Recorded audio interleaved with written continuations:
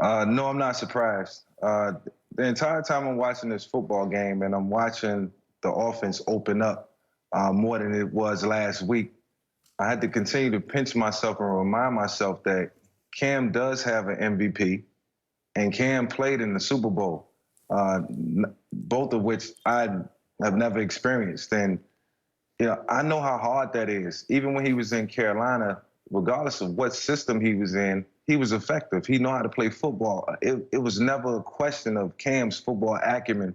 It was about opportunity. And, to go out and watch them, come from behind against a good Seattle Seahawks football team, I just was astonished at things that Cam was doing. And, I looked at the offense and I'm thinking that this is going to be Cam as a New England Patriot. He's going to be a New England Patriot for a really long time if he keeps this up. And whatever it is they're throwing at him, whatever concepts that they're putting in place, whatever this offense is or is going to be, Cam has total control over it. And like I said, his football acumen is at an all-time high right now. I think Cam is just, determined, to prove to everybody that he's still, a top-tier player, and only being 31.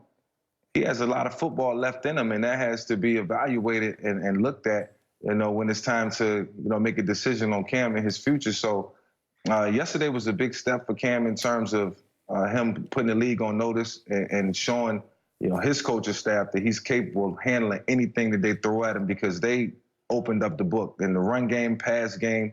And yes, he had to throw the football to come from behind, but he did it in good fashion, and he was 1 yard away from an amazing comeback. So, this is confidence for the New England Patriots. It's certainly confidence for Cam, but I'm not surprised because this guy has won an MVP. And like I say, something that I have never done, and I know how hard it is to do. I think for me, the biggest surprise, Skip, is that they allowed him to throw this much. I believe they should open the offense up even more. 44 times? Yeah, Skip, he only threw the ball 11 times in the first half. So it's like they're trying to, Skip, you can play this way if you have an outstanding defense. Yeah. If that defense was playing like it was the first half of last year, and you want to play like this, okay. But Skip, they're not that. And so you're going to have to allow him to throw the ball more. 11 in the first half, 33 the second half. And a lot of that because they were behind, Russ was doing his thing. And because he had a hot hand. Right. Man. Skip, if you play Russell Wilson, the likelihood of you winning a ball game 17-14 is not very good. Nope. Not the way he's playing. That's like Mahomes. You can't really expect this, like, man, I think we can hold Mahomes to 10 or 13. We can win a 17-13, 17-4. No, you're not. You got to go into the ball game saying, with these top-level quarterbacks, Skip, you got to go and say, man, I need to get to 24. I need to get to 27. Because that's what it's going to take to beat Aaron Rodgers. That's what it's going to take to beat these top 5, top 7 quarterbacks. Yep. So I thought they should have opened up the offense a little earlier. They're trying to play it close to the vest. 25 rushes, 67 yards. Really? Who are you going to beat with that? What did he run against Miami in the opener? 19 times? Yeah, no, 15. He had 15 for like 75. Okay, so this is 11. 11 for 47. Now, granted, Skip, a couple of those was like those short touchdown runs. Yeah. So obviously that's a run, but... Okay, but he didn't take near the pounding in this game he took in the opener against Miami. But it just goes to show you, Skip, Cam can throw the ball. I just wish he'd had Josh McDaniels his entire career. Because now you see somebody that has creativity, that has imagination, that just don't want to think he's a fullback, and then we throw at the tail end. He needed someone that could take advantage of his skill set because he has a very unique skill set.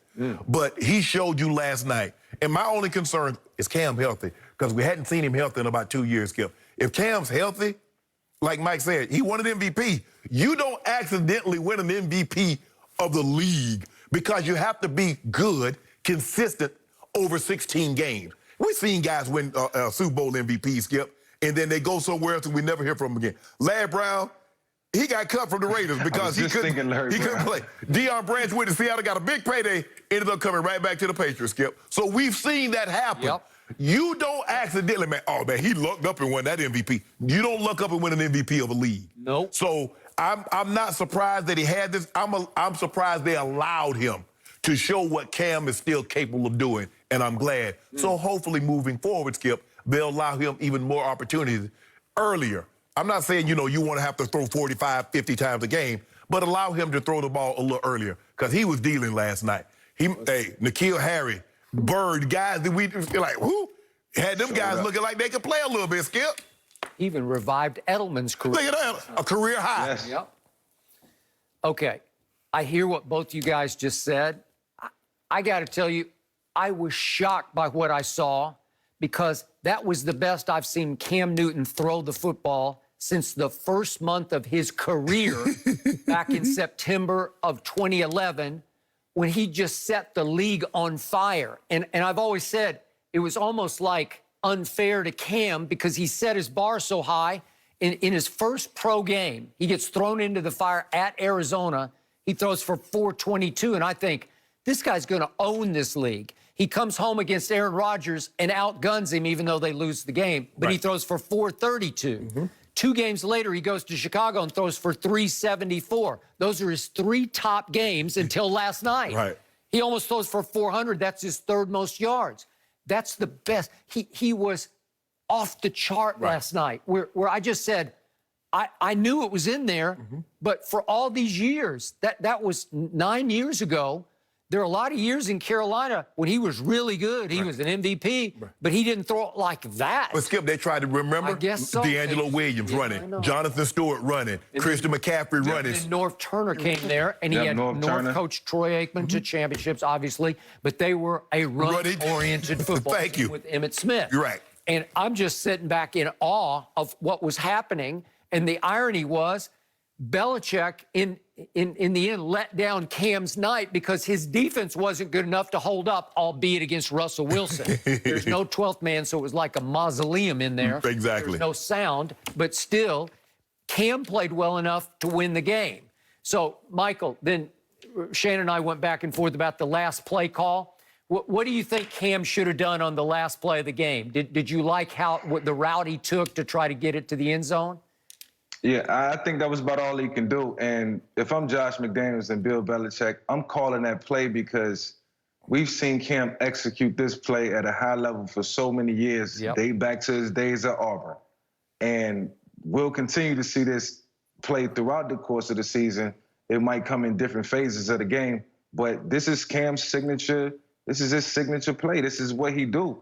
And, you know, it's up to the offensive line to learn to block it better. Bounce it. Mike, all he had to do is bounce it. Once the guy submarine, you can't go up inside. If he just takes one step to his left, he's in the end zone. Because all he got to do is race him to the corner, Mike. Look at this. Where are you going? I think the corner, by the corner just crashing in, I think, you know, just vision-wise as a runner, I mean, it is there. It is there. And it probably would have been a better option to go outside or inside right here. But I think Cam was just thinking downhill. I can get it, you know, 6'5", 250. You know, this is what I do. And, you know, this will be a learning experience for him too, because this play right here can be effective. And I think something else will stem off of this play in terms of how he can bounce it or how he can get outside, because we've seen the pass play off of the same type of concept. So there's more that they'll be able to do. This will be a good learning experience for him as well. So, Michael, where does the Atlanta Michael Vick take that play?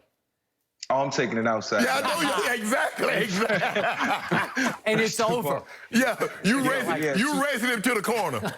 Yes, look, 5'11", 3/4, 6 feet, whatever you want to give me, and 212 pounds is not going to suffice in that situation. So I'm bouncing outside and using my speed. Yeah. Because in a situation like that, Mike, they tell him submarine, knife, everything. We know Cam. We know they're going to put the ball in Cam's hand, and if he bounce it, say, you know what, hey, he bounced it, but you're not going to run between the tackles in this situation. If they throw a pass, because you got to sell out to stop something, you mortgage everything you got to stop Cam running between the tackles. And if he bounces it, you're like, hey, he bounced it. We're playing for him to run up the gut, and he bounced it. Or we playing for him to run, and he threw a pass. You live with that, but you got to say, I'm taking something away.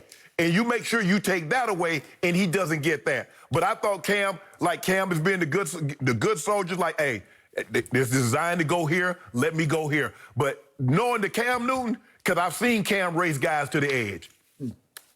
Oh, and Seattle's real deal. Still got speed. All right, Mike, always a pleasure to have you join us. We appreciate it. We'll check in with you sometime soon. And, guys, we also got to talk about LeBron and AD. The Lakers got the win, but maybe LeBron should have taken baby, go. They call him in LA now. We're going to have Chris Broussard join us after the break.